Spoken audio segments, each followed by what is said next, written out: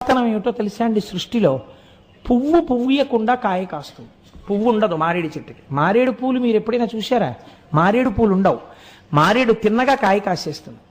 ఆ మారేడు కాయలో ఉన్నటువంటి గుజ్జుని చాలా అందంగా తీసేసేవారు పూర్వం. చిన్న కన్నం పెట్టి తీసేసి దాన్ని ఎండబెట్టి అందులో విభూతి వేసి ఆ విభూతిని చేతిలో వేసుకుని పెట్టుకునేవారు. పెట్టుకుంటే మీరు నమ్మరు, నా చిన్నతనంలో మా ఇంట్లో పెద్దవాళ్ళందరూ పెట్టుకునేవారు. నాకు 9th క్లాస్ 10th క్లాస్కి వచ్చే వరకు కూడా ఆ మారేడు డబ్బా తెలుసు. సుగంధిం పుష్టివర్ధనం అన్నట్టే ఉంటుంది. నిజంగా మారేడు ఆయుర్వేదమునందు ప్రధానముగా ఉపయోగపడుతుంది. ఈ మారేడు దళముగా ఉంటుంది, మూడుగా ఉంటుంది. అందుకే త్రిదళం త్రిగుణాకారం అని పిలుస్తాం.